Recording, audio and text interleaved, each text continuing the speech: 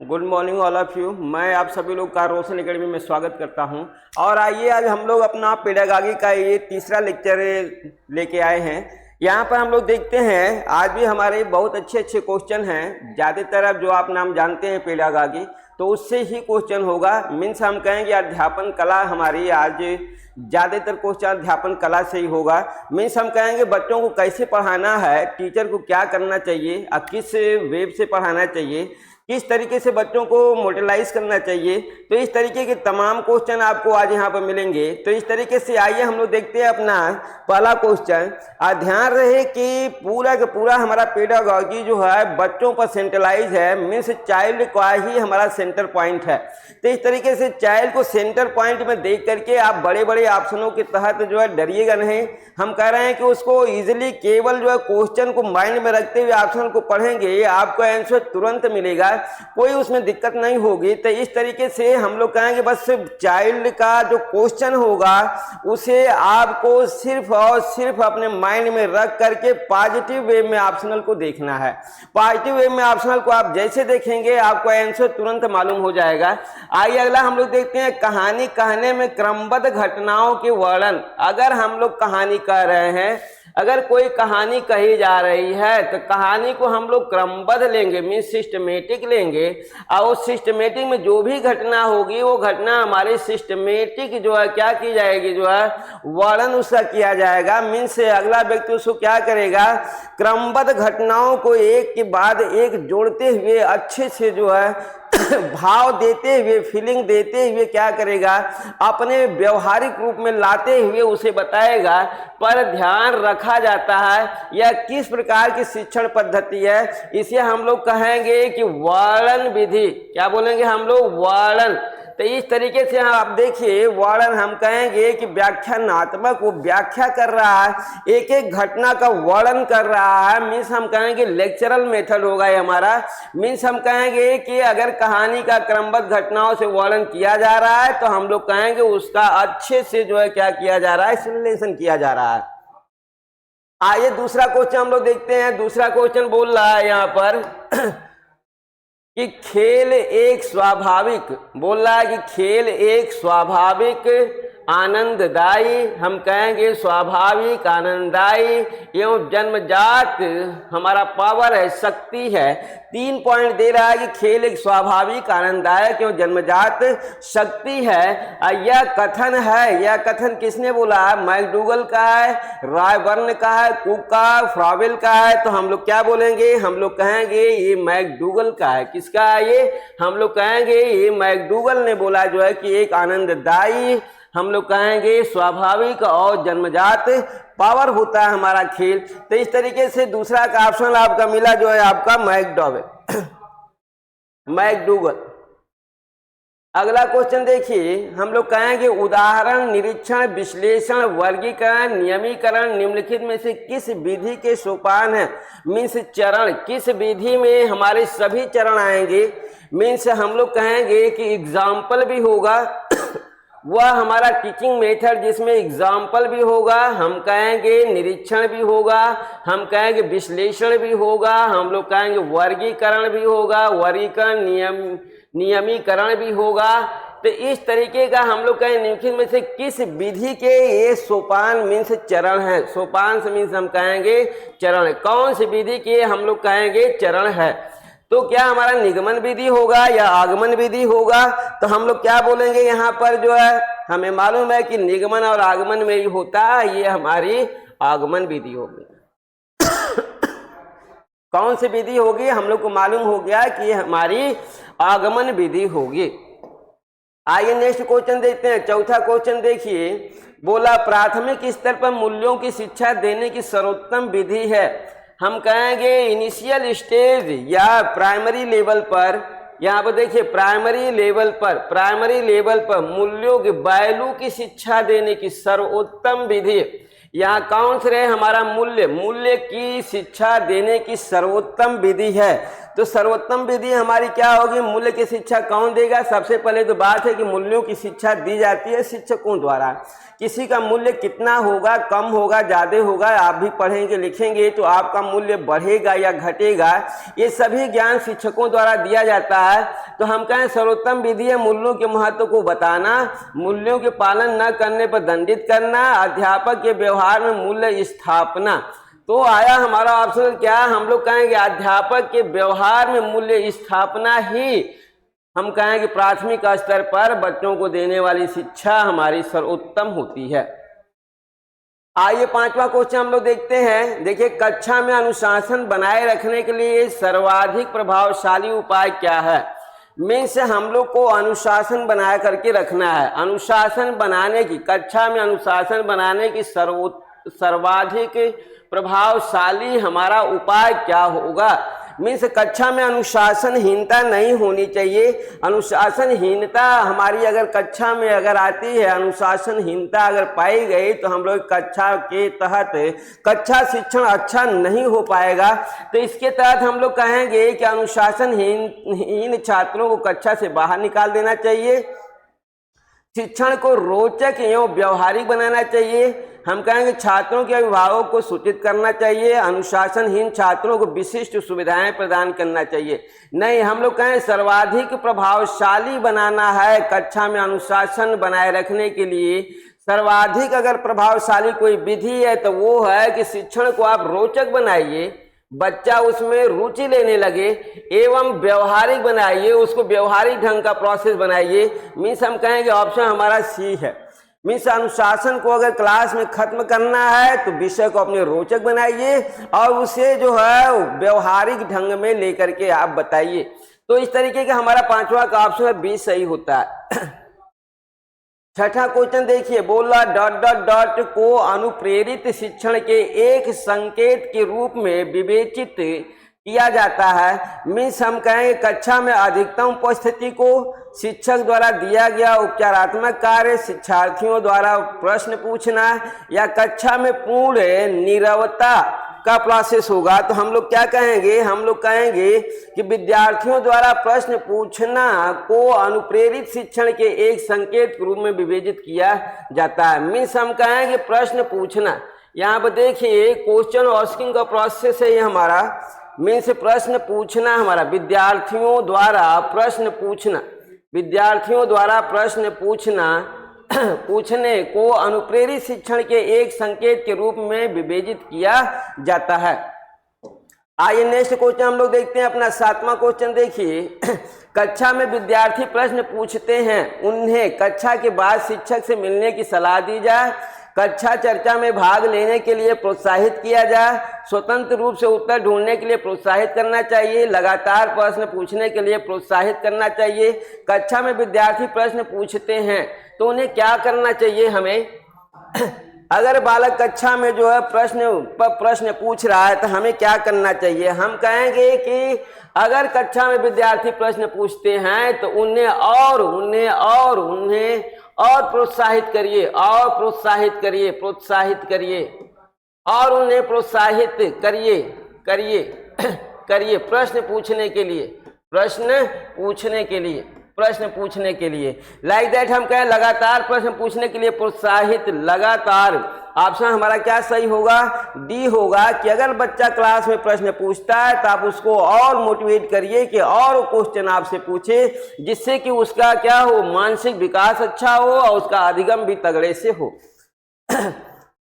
आइए आठवां क्वेश्चन देखते हैं, इनमें से किस प्रविधि को प्राचीन विधि के रूप में माना जाता है? मीन्स हमारा टीचिंग का कौन सा यहाँ पर मेथड है जिसे सबसे पुराना माना जाता है? मीन्स ऋषि महात्मा भी क्या करते थे? लेक्चर देते थे जो है।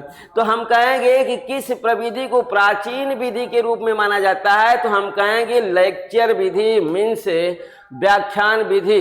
तो देखिए ये लेक्चर विधि हमारी है, लेक्चर मेथड हमारा सबसे पुरान विधि है। ऋषि महात्माओं से लेकर के हम लोग कहेंगे कि हमारा प्रसार शिक्षा में भी, और हम कहेंगे कि माइक्रो टीचिंग के प्रोसेस में भी जो हमारा क्या होता है, सब लेक्चर चलते हैं। तो लेक्चर ही हमारा सबसे पुराना क्या है? टीचिंग मेथड है। आइए नेक्स्ट क्वेश्चन देखते हैं। शिक्षक केंद्रित शिक्षण में बालक को अवसर नहीं मिलता है। किसका अवसर नहीं मिलता बालक को? हम लोग कहेंगे कि शिक्षण हमारा दो प्रकार का होता है। एक हम लोग कहेंगे शिक्षक केंद्रित शिक्षण होता है, दूसरा हम लोग कहेंगे बाल केंद्रित शिक्षण होता है। तो यहाँ बोला कि अगर शिक्षक केंद्रित शिक्षण है जो है तो बालक को अवसर नहीं मिलता है। किसका अवसर नहीं मिलता? हम कहेंगे आत्माभिव्यक्ति का, आत्मविश्वास का, क्षमता प्रदर्शन का, उपरोक्त सभी। हम कहेंगे इसमें से किसी को भी उसका जो है अवसर, किसी के लिए भी उसको अवसर नहीं मिलता है। मीन्स शिक्षक अपने अनुरूप ही सब कुछ करता रहता है। इसीलिए आज के परिवेश में जो है सबसे अच्छा जो शिक्षण बोला गया है वो बोला गया है कि बाल केंद्रित हमारा शिक्षण होना चाहिए। देखिए, बाल केंद्रित शिक्षा में शामिल है बच्चों के लिए हस्तपरक गतिविधियां, बच्चों का एक कोने में बैठना, प्रतिबंधित परिवेश में अधिगम, वे गतिविधियां जिनमें खेल शामिल नहीं होते। तो आपको सीधे मिल रहा है खेल तो जरूरी है, उनको प्रतिबंध नहीं लगाना चाहिए, बच्चे को कोने में नहीं बैठना चाहिए। बच्चों के लिए हस्तपरक गतिविधियां हम कहेंगे शामिल क्या होना चाहिए, उनके तहत उनको कुछ वर्क दे देना चाहिए, जिसे आप क्या करें, ड्राइंग बना दें, या हम कहेंगे कि उन्हें कोई न कोई जो है क्या गुणा भाग का प्रोसेस जो काफ़ी इंटरेस्टिंग हो, छोटे से छोटे। तो इस तरीके से उन्हें हस्तपरक मीन्स हाथ से, लर्निंग बाय डूइंग मीन्स करके सीखने का उनको क्या करना चाहिए, जो है वस्तुएं उन्हें देना चाहिए, जिससे कि उनका मन उसमें लगेगा। आइए ग्रामर क्वेश्चन देखते हैं। क्रियापरक एवं गतिविधि आधारित शिक्षण।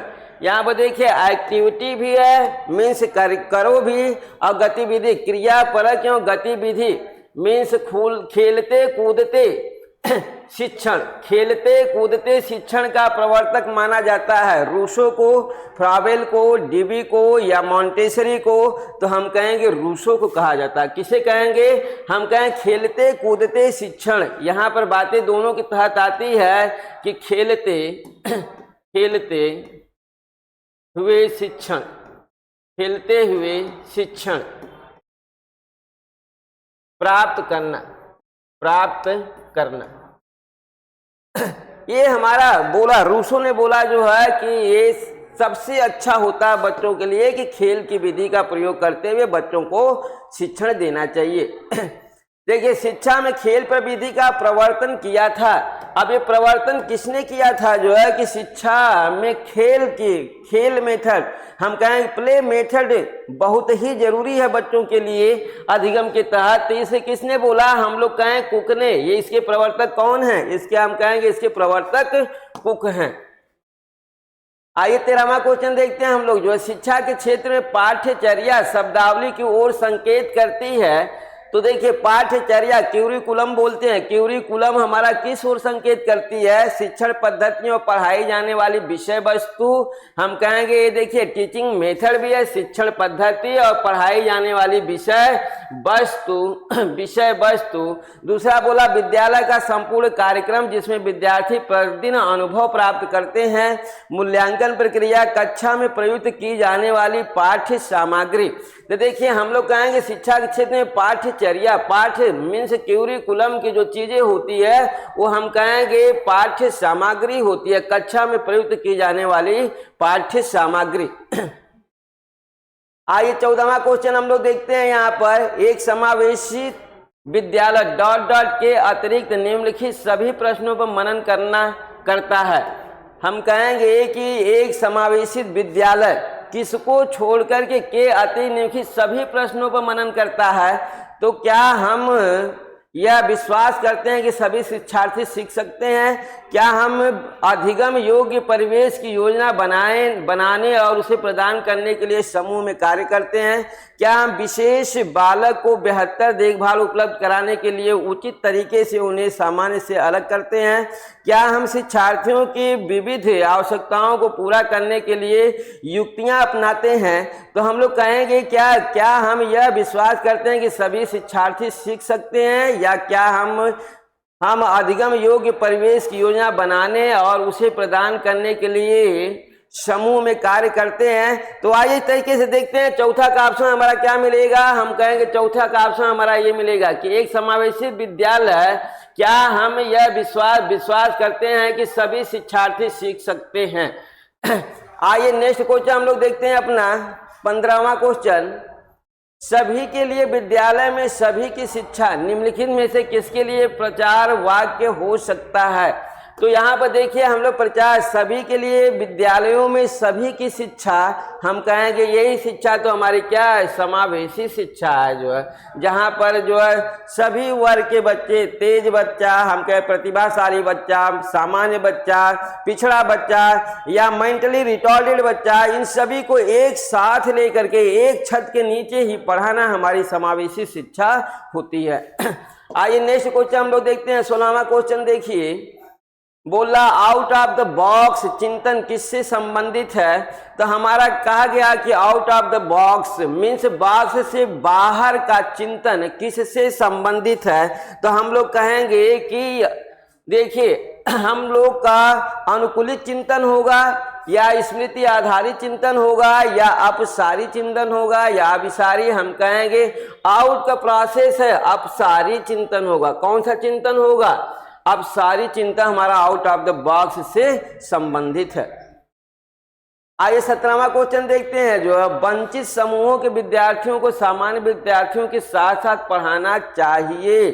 तो हम लोग कहेंगे समावेशित शिक्षा मीन्स सभी को एक साथ पढ़ाना हमारा क्या बोला जाएगा। हम लोग कहेंगे कि वंचित समूहों के विद्यार्थियों को सामान्य विद्यार्थियों के साथ साथ पढ़ाना हमारा होगा समावेशित शिक्षा। 18वां क्वेश्चन देखिए, एक समावेशी कक्षा में किसी शिक्षिका की सबसे महत्वपूर्ण भूमिका है। अगर समावेशी मीन्स तीव्र बुद्धि वाले बच्चे, सामान्य बुद्धि वाले बच्चे, पिछड़े बच्चे, ये सभी वर्ग के बच्चे अगर कक्षा में हैं तो वहाँ पर शिक्षिका की सबसे महत्वपूर्ण भूमिका क्या होनी चाहिए। तो हम कहेंगे शिक्षिका की सबसे महत्वपूर्ण भूमिका क्या होनी चाहिए, यह सुनिश्चित करना कि शिक्षिका कक्षा को मानक निर्देश दे रही है। डी ऑप्शनल देखिए और कह रहा है जो है कि बच्चे के माता पिता के व्यवसाय को जानना ताकि शिक्षिका प्रत्येक बच्चे के भावी व्यवसाय को जान सके। सुनिश्चित करना कि प्रत्येक बच्चे को अपनी संभावना को प्राप्त करने का अवसर मिले। कक्षा के लिए ऐसी योजना बनाना कि प्रत्येक बच्चा समान गति से आगे बढ़े। तो लाइक दैट हम लोग का मिला ऑप्शनल जो है कि समावेशी शिक्षा में ऐसी योजना बनाना कि प्रत्येक बच्चा समान गति से क्या करे, आगे बढ़े। आइए 19वां क्वेश्चन हम लोग देखते हैं। शिक्षा का अधिकार अधिनियम 2009 के अनुसार विशेष आवश्यकता वाले बच्चों को पढ़ाना चाहिए। 2009 के अनुसार शिक्षा का अधिकार अधिनियम 2009 के अनुसार वो कौन सा अनुसार विशेष आवश्यकता वाले बच्चों को पढ़ाना चाहिए। कैसे पढ़ाना चाहिए, तो हम लोग क्या कहेंगे, समावेशी शिक्षा व्यवस्था में इस प्रावधान के साथ कि उनकी व्यक्तिगत आवश्यकताओं की पूर्ति की जा सके। मीन्स हमारा ऑप्शनल एक फर्स्ट सही है।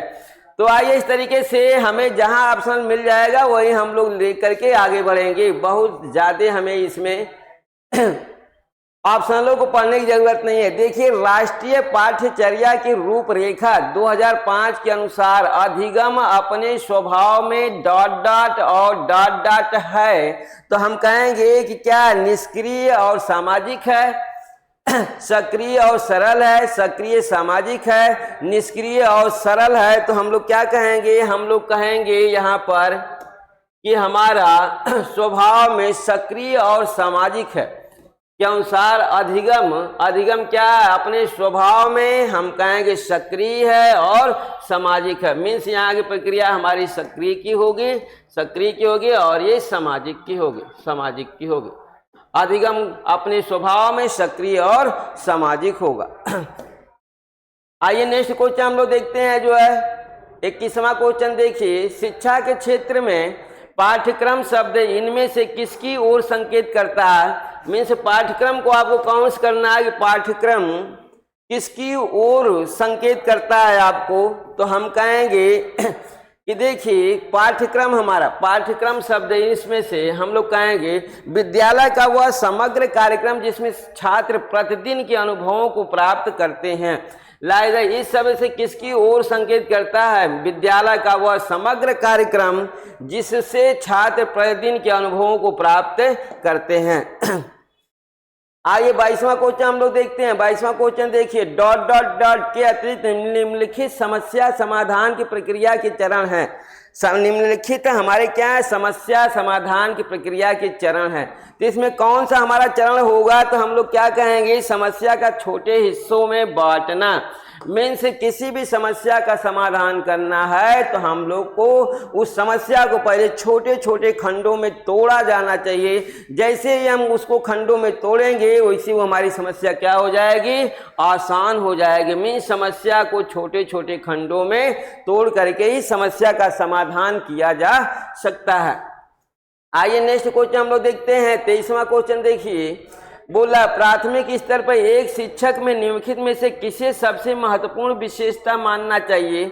मीन्स प्राथमिक लेवल का हमारा अगर शिक्षक है तो उसे सबसे महत्वपूर्ण विशेषता किसे देना चाहिए? जो पढ़ाने को उत्सुकता को, धैर्य और दृढ़ता को, शिक्षण पद्धतियों विषयों के ज्ञान में, अति मानक भाषा में पढ़ाने में दक्षता। तो इस तरीके से हम लोग कहेंगे उसे पढ़ाने के लिए प्राथमिक स्तर का टीचर है तो उसमें धैर्य और दृढ़ता चाहिए, क्योंकि छोटे बच्चे होते हैं, नादान होते हैं और उनमें इतना ज्ञान नहीं होता, सोशल का न ज्ञान होता है, ना ही उनको जो है किताबी ज्ञान होता है। वो क्या करते रहते हैं? वो अनडिसिप्लिन रहते हैं, जो है मीन्स वो डिसिप्लिन में जल्दी नहीं रहते। तो डिसिप्लिन में नहीं रहते तो शिक्षक को क्या करना चाहिए? धैर्य और दृढ़ता के साथ जो है क्या करना चाहिए? उसे पढ़ाना चाहिए। 24वां क्वेश्चन देखिए, जो डॉट डॉट डॉट को एक अभिप्रेरित शिक्षण का संकेतक माना जाता है। मीन्स किसे हम लोग कहेंगे किसे अभिप्रेरित शिक्षण का संकेतक माना जाता है? कक्षा में अधिकतम उपस्थिति, शिक्षक द्वारा दिया गया उपचारात्मक कार्य, विद्यार्थियों द्वारा प्रश्न पूछना, कक्षा में एकदम खामोशी। तो देखिए हम लोग कहें शिक्षण का संकेतक माना जाता है कि मीन्स टीचिंग अच्छे से हो रही है, टीचिंग अच्छे से हो रही है मीन्स बालक शांत नहीं बैठेगा, विद्यार्थियों द्वारा प्रश्न पूछना। जब बालक को चीजें समझ में आती है तो हम लोग कहेंगे कि वो क्वेश्चन जरूर पूछेगा, नहीं समझ में आता तो नहीं पूछेगा। लेकिन जैसे बालक को जो चीजें समझ में आती है तो वहां पर कुछ चीजें जो उसे समझ में नहीं आती है उसे वो क्या करता है? पूछता है जो है। तो हम कहें विद्यार्थियों द्वारा प्रश्न पूछना को एक अभिप्रेरित शिक्षण का संकेतक माना जाता है। 25वां क्वेश्चन देखिए, छात्रों का पूर्ण ज्ञान जानने में कौन सा कौशल सहायक होता है? मीन्स टोटल नॉलेज जानने में कौन सा उसका स्किल सहायक होता है? प्रस्तावना कौशल, उद्दीपन परिवर्तन कौशल, या पुनर्बलन कौशल, या व्याख्यान कौशल। तो हम लोग क्या बोलेंगे यहाँ पर? देखिए प्रस्तावना कौशल। पूर्ण ज्ञान जानने के तहत हम लोग कहेंगे बालक क्या कर लेगा?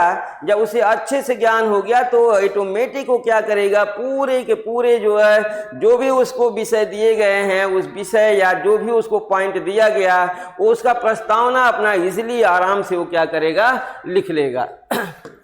आइए अगला क्वेश्चन देखते हैं हम लोग। 26वां क्वेश्चन देखिए, प्रस्तावना कौशल का प्रमुख घटक है। प्रस्तावना कौशल का प्रमुख घटक क्या होगा? जो है हम लोग कहेंगे प्रश्नों की संरचना होगी, लेखक की स्पष्टता होगी, उचित श्रृंखलाबद्धता होगी, कथनों में तारतम्यता होगी। हम कहें कथनों में क्या होगा? प्रस्तावना कौशल का प्रमुख घटक हमारा क्या होगा? कथनों में तारतम्यता का होना ही हमारा क्या होगा? प्रमुख घटक होगा। आइए 27वां क्वेश्चन देखते हैं हम लोग। शिक्षा का अधिकार अधिनियम 2009 लागू नहीं होता किन बच्चों पर? निःशक्त बच्चे पर, 6 से 14 आयु वर्ग के बच्चों पर, 14 से 18 वर्ष के आयु के बच्चों पर, बच्चों की नियमित उपस्थिति पर।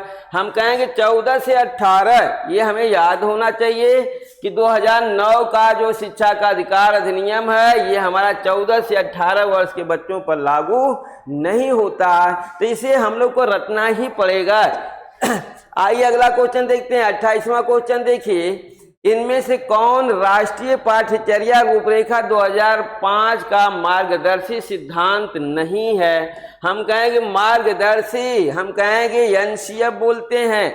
National curriculum framework. तो देखिए इसे हम लोग एनसीएफ बोलेंगे, एन हमारा होगा, सी हमारा ये एफ होगा, एनसीएफ 2005 का मार्गदर्शी सिद्धांत नहीं है। तो कहेंगे ज्ञान को स्कूल के बाहर जीवन से जोड़ना, पढ़ाई को रटंत प्रणाली से मुक्त कराना, अंग्रेजी भाषा में शिक्षा देना, बच्चों को चौमुखी विकास के अवसर उपलब्ध कराना। तो इसमें से क्या नहीं होगा, हम कहेंगे अंग्रेजी भाषा में शिक्षा देना। देखिए यही मार्गदर्शी सिद्धांत नहीं है, बाकी सभी हमारे ज्ञान को स्कूल के बाहरी जीवन से जोड़ना भी हमारा एनसीएफ का सिद्धांत है। ये सब सिद्धांत है, एनसीएफ सिद्धांत है, एनसीएफ याद रखना, एनसीएफ सिद्धांत है, ये भी हमारा एनसीएफ सिद्धांत है, ये भी एनसीएफ सिद्धांत है, और हम कहेंगे ये भी हमारा एनसीएफ सिद्धांत है। केवल अंग्रेजी भाषा में शिक्षा देना यही हमारा एनसीएफ सिद्धांत नहीं है। अगला क्वेश्चन देखिए, राष्ट्रीय एनसीएफ की रूपरेखा 2005 के दस्तावेज में भाषा के लिए निहित है। तो हम कहेंगे कौन सी भाषा, एक भाषा, द्विभाषा, तीन भाषा, बहुभाषा। तो हम लोग को मालूम है कि एक भाषा के तहत दस्तावेज में भाषा के लिए निहित है। तो हम कहेंगे एक भाषा, एनसीएफ हमारा एनसीएफ एक भाषा के लिए निहित है, और वो भाषा हमारी क्या होगी, हम लोग कहेंगे वो भाषा हमारी हिंदी होगी।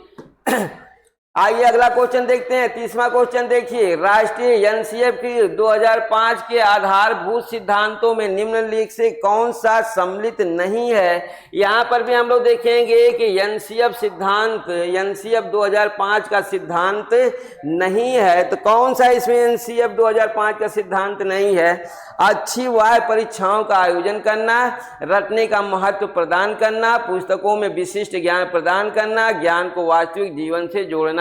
सिद्धांत में से कौन सा सम्मिलित नहीं है, सम्मिलित नहीं है। तो हम लोग कहेंगे कि अच्छी वाय है परीक्षाओं का आयोजन, या हम कहेंगे रटने का महत्व प्रदान करना, पुस्तकों से विशिष्ट ज्ञान प्राप्त करना।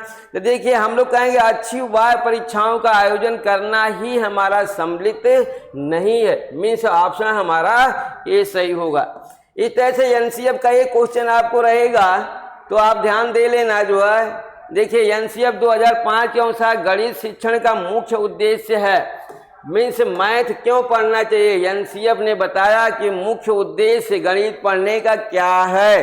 तो इसके तहत हम लोग कहेंगे कि बच्चों को अंक गणित का ज्ञान देना, बच्चों में गणित के प्रति रुचि पैदा करना, बच्चों में तार्किक चिंतन तथा समस्या समाधान योग्यता का विकास करना। हम लोग को मिला कि गणित इसलिए अनिवार्य है कि बच्चे में लॉजिकल थिंकिंग की प्रक्रिया बढ़ जाएगी, जिससे वो समस्या समाधान के योग्य हो जाएगा।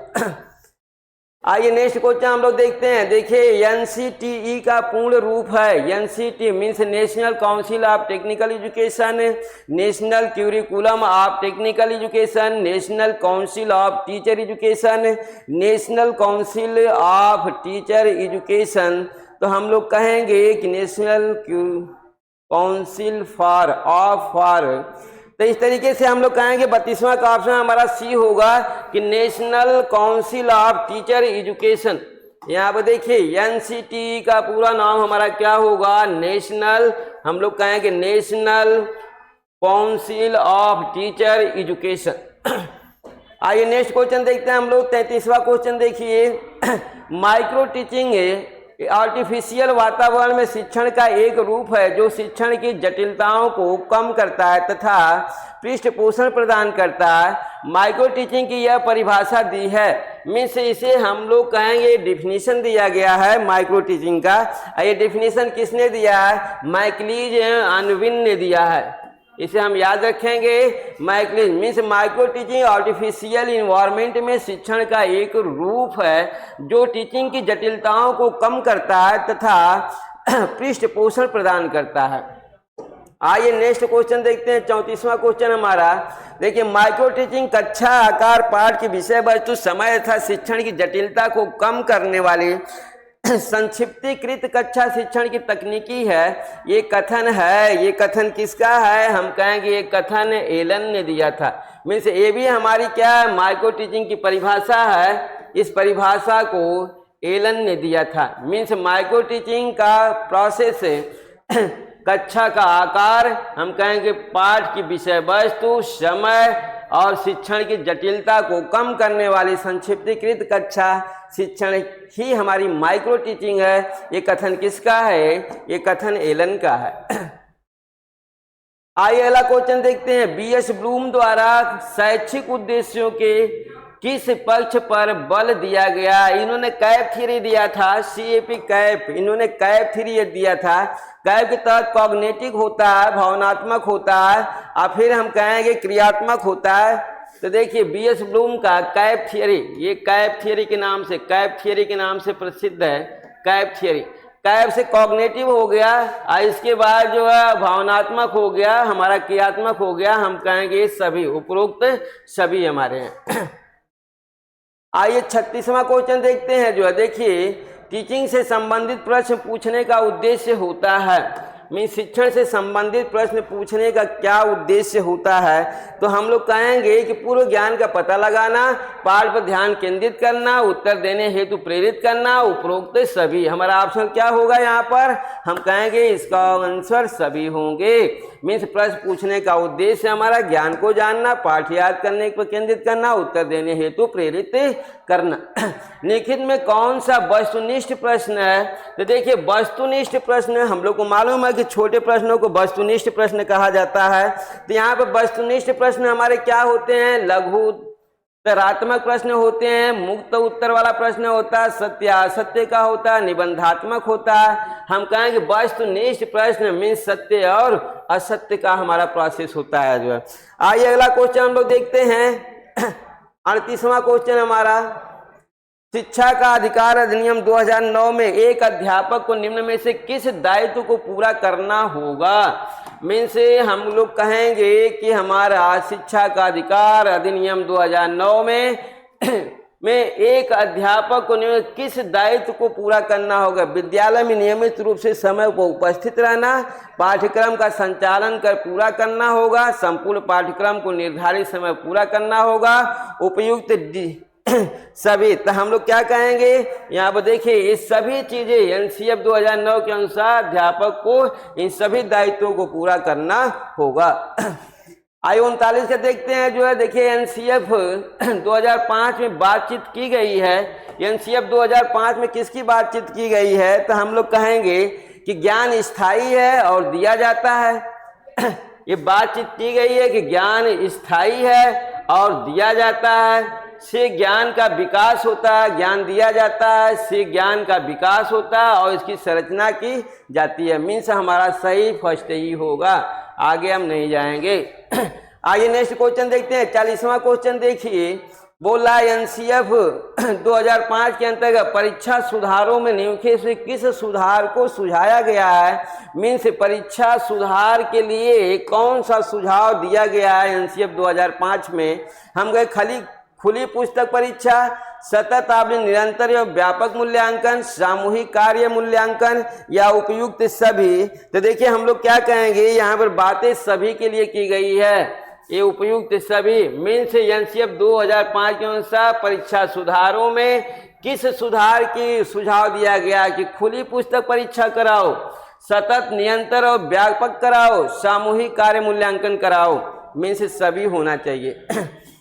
41 का देखिए हमारा 41, शिक्षा का अधिकार अन्याय एनसीएफ 2009 के अनुसार इस शिक्षा का अधिकार अधिनियम 2009 के क्रियान्वयन के बाद कक्षा कक्ष हमारे क्या होना चाहिए? अप्रभावित हैं, क्योंकि शिक्षा का हम कहें शिक्षा का अधिकार विद्यालय में कक्षा की औसत आयु को प्रभावित नहीं करता। लिंग के अनुसार समझाती है, लिंग के अनुसार अधिक समझाती है, आयु के अनुसार अधिक विषम जाती है। तो हम लोग क्या कहें? लिंग के अनुसार, हम कहेंगे लिंग के अनुसार अधिक समझाती है। मीन्स ऑप्शन हमारा आता है सी। आइए 42 का देखते हैं। हम लोग कहेंगे सफल समावेशन को निम्नलिखित की आवश्यकता होती है, किसके सिवाय? मीन्स हम कहेंगे सफल अगर समावेशन है तो उसे आवश्यकता होती है सिर्फ एक को छोड़ करके तो समावेशन के लिए क्षमता संवर्धन, संवेदनशीलता बनाना, पृथक्करण, अभिभावकों की भागीदारी। हम कहेंगे पृथक्करण के सिवाय सफल समायोजन के लिए निम्नलिखित क्षमता संवर्धन की, संवेदनशील बनाना, अभिभावकों की भागीदारी की आवश्यकता होती है। 43 आइए देखते हैं हम लोग। निःशक्त बालकों की शिक्षा के लिए प्रावधान किया जा सकता है समावेशी शिक्षा मुख्य धारा में डालकर, समाकलन द्वारा, या इनमें से कोई नहीं तो हम लोग कहेंगे कि हमारा क्या होगा, समावेशित शिक्षा। निःशक्त बालकों की शिक्षा के लिए प्रावधान किया जा सकता है, हम कहेंगे मुख्य धारा में डालकर या समावेशी शिक्षा द्वारा, हम कहेंगे समावेशित शिक्षा द्वारा। अगला क्वेश्चन देखिए, हम लोग कहेंगे कि निःशक्त बच्चों के लिए समेकित शिक्षा की केंद्रीय आयोजित योजना का उद्देश्य है निःशक्त बच्चों को शैक्षिक अवसर उपलब्ध कराना, विशेष विद्यालय, मुक्त विद्यालयों, ब्लाइंड रिलीफ एसोसिएशन के विद्यालयों या नियमित विद्यालयों। तो हम लोग कहेंगे निःशक्त हैं तो निःशक्त को हम लोग कहेंगे विशेष विद्यालयों। किसके तहत लेंगे इनको? विशेष विद्यालयों के तहत बालकों को लेना चाहिए, अवसर देना चाहिए। आइए 45वां क्वेश्चन हम लोग देखते हैं, जो है निम्नलिखित में से कौन सा विकासात्मक विकास का उदाहरण नहीं है? तो विकासात्मक विकास का उदाहरण नहीं है तो हम लोग क्या बोलेंगे? नहीं है तो कौन है? पर अभिघात जन्य तनाव हमारा विकासात्मक विकार का उदाहरण नहीं है। आइए नेक्स्ट क्वेश्चन देखते हैं। 46वां क्वेश्चन देखिए, एक अध्यापक द्वारा बहुत सी कक्षाओं को एक साथ पढ़ाना कहलाता है। क्या कहेंगे? ये क्वेश्चन भी हम लोग का दोबारा आ चुका है 46 का। हम लोग कहेंगे बहुकक्षा बहुत सी कक्षाओं को एक साथ पढ़ाना बहुकक्षा शिक्षण कहलाता है। कई स्तरों में पढ़ाना बहुस्तरीय शिक्षण कहलाता है। देखिए, मनोविज्ञान का शिक्षा के क्षेत्र में सबसे बड़ा योगदान है विषय केंद्रित शिक्षा, शिक्षक केंद्रित शिक्षा, क्रिया केंद्रित शिक्षा या बाल केंद्रित। मनोविज्ञान का शिक्षा के क्षेत्र में सबसे बड़ा योगदान है कि शिक्षा हमारी बाल केंद्रित शिक्षा होनी चाहिए।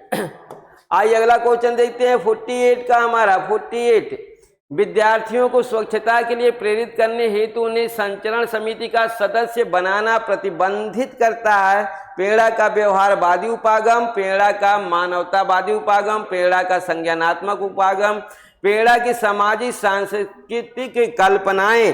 तो हम लोग क्या करेंगे? हम लोग कहेंगे कि यहाँ पर हमारा सोशल और हमारा कल्चरल जो कॉन्सेप्ट होगा ये हमारा क्या है, जो है ये प्रतिबंधित है, जो है शिक्षार्थियों को स्वच्छता के लिए प्रेरित करने के लिए उन्हें संचरण समिति का सदस्य बनाना प्रतिबंधित करता है। मीन्स समाज और कल्चर। दूसरों का अनुकरण करने वाले बच्चे को अपनी स्कीमा का दमन करके नया स्कीमा बनाना पड़ता है। तो इसे क्या कहा जाता है? इसे हम लोग कहेंगे समायोजन। सीधे हमारा अपना छोड़ दूसरे को करना है तो हम लोग कहेंगे समायोजन कहा जाता है इसे। आइए लास्ट क्वेश्चन अपना हम लोग देखते हैं। बोल रहा है कक्षा में वंचित शिक्षार्थियों के साथ व्यवहार करने के संदर्भ में शिक्षकों को निम्नलिखित मूल्यों में से किसमें विश्वास व्यक्त करना चाहिए? तो हम लोग कहेंगे कि हमें छात्रों की सफलता के लिए व्यक्तिगत उत्तरदायित्व में विश्वास करना चाहिए। समुचित व्यवहार की उच्च अपेक्षाएं, छात्रों से किसी भी प्रकार की कोई मांग न होना। हम कहेंगे विद्यार्थियों द्वारा स्वीकृत हेतु आघातात्मक व क्रोध का प्रयोग करना। मीन्स हम कहेंगे कि छात्रों से किसी भी प्रकार की कोई मांग न करना, या हम कहें विश्वास व्यक्त करना चाहिए। छात्रों की सफलता के लिए व्यक्तिगत उत्तरदायित्व। हम कहेंगे कि 50वें क्वेश्चन का हमारा ऑप्शनल सही होता है ये। मीन्स व्यक्तिगत उत्तरदायी शिक्षकों को बालकों का लेना चाहिए।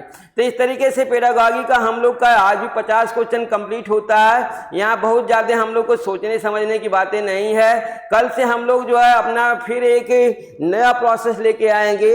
आप पेडागॉजी का जो हमारा टॉपिक है उसके तहत हम लोग अपना आज ही अब क्लास ख़त्म करते हैं। 3 लेक्चर के अलावा और ज़्यादा इसमें लेक्चर नहीं लेंगे हम। तो कल से हम लोग फिर अपने परंपरागत जो है टॉपिक सीरीज के तहत आते हैं और कल फिर हम लोग मिलते हैं। तब तक के लिए नमस्कार।